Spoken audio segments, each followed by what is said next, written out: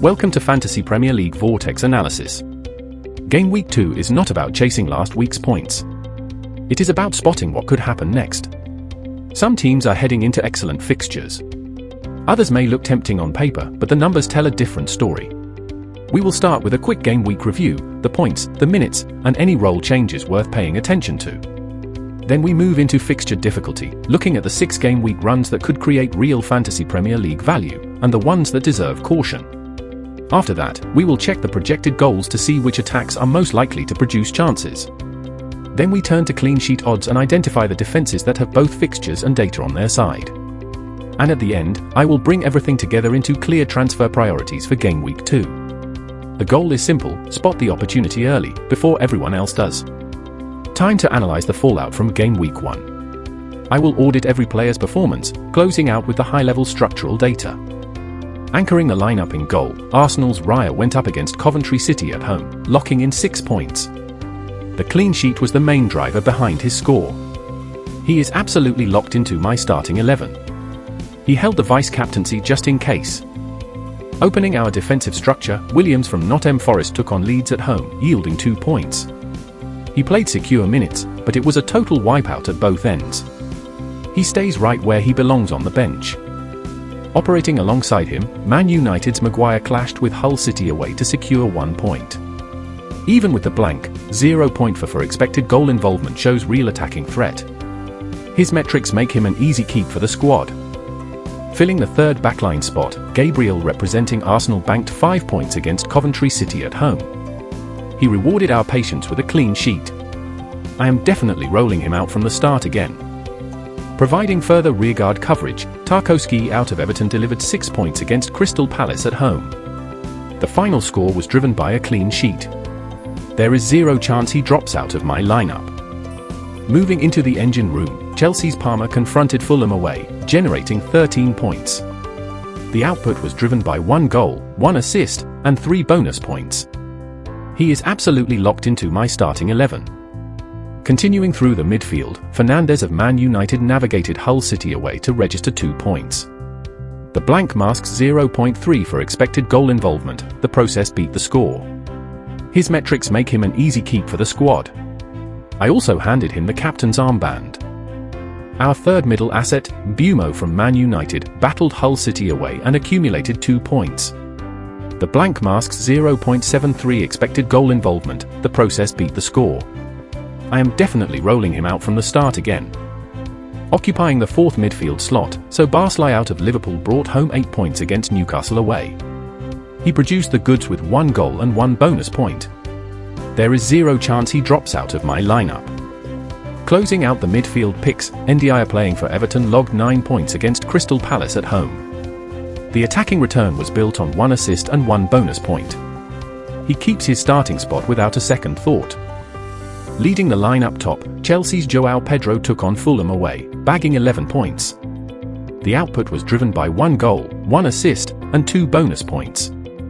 He is absolutely locked into my starting 11. Let's pivot to the bench, assessing game time, points scored, and the reliability of our backup assets. Checking the bench, Ipswich Town's Sherpen faced Sunderland at home, walking away with 2 points. Without a clean sheet, there was no foundation for a bigger return. He stays right where he belongs on the bench. Our next rotational piece, Calvert-Lewin from Leeds, drew Nottingham Forest away and yielded 1 point.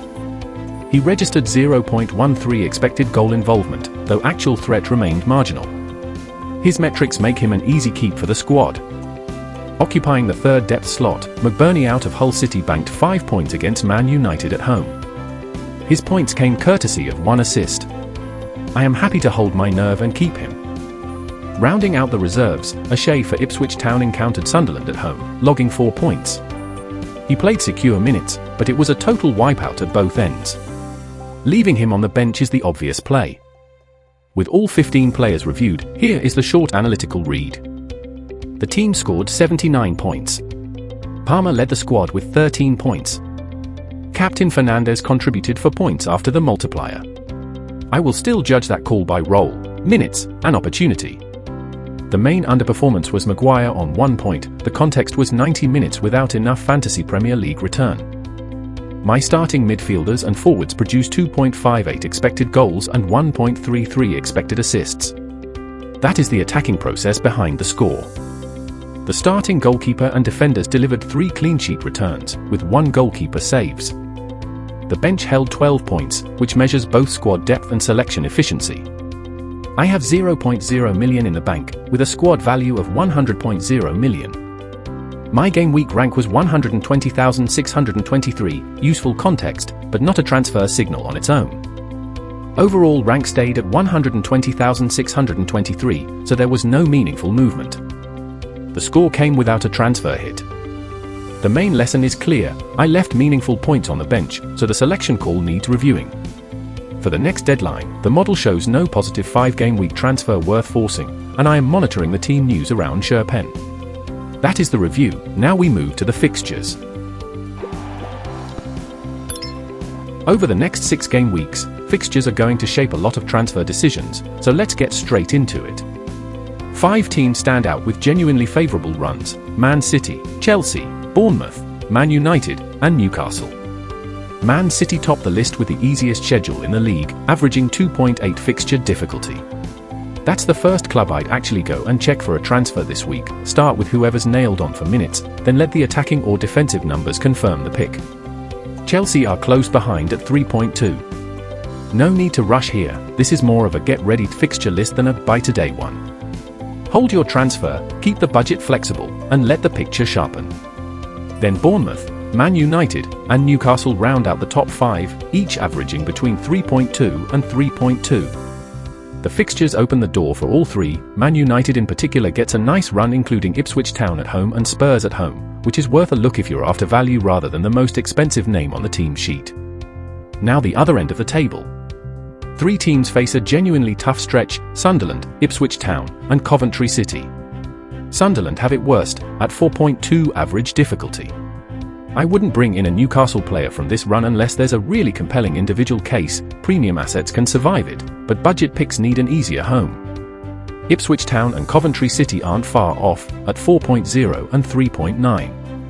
If a player from either side pops off with a goal or a clean sheet, don't chase it blind, check what's actually coming next before you spend a transfer on the back of one good week. So, Man City, Chelsea, Bournemouth, Man United, and Newcastle to target, Sunderland, Ipswich Town, and Coventry City to treat with caution. Favourable fixtures start the conversation, secure minutes and real output finish it. Fixtures tell you where the opportunity is. Projected goals tell you who's actually going to convert it. Over the next 6 game weeks, the strongest attacks in the model are Man City, Chelsea, Bournemouth, Man United, and Newcastle. Man City sit at the top, projected for 11.56 goals across the window, the highest total in the league. That's your first attack to investigate. Look at whoever owns the central role, the penalties, the set pieces. That's usually where the value actually lives, not just the biggest name in the front 3. If that player is also nailed on for 90 minutes every week, the case gets even stronger. Chelsea aren't far behind on 10.14, and if you've got 0 coverage from this attack right now, it's worth serious thought. Bournemouth, Man United, and Newcastle complete the top 5, each projected between 9.90 and 10.12 goals. Good signals across the board, but remember, this is a team-level number.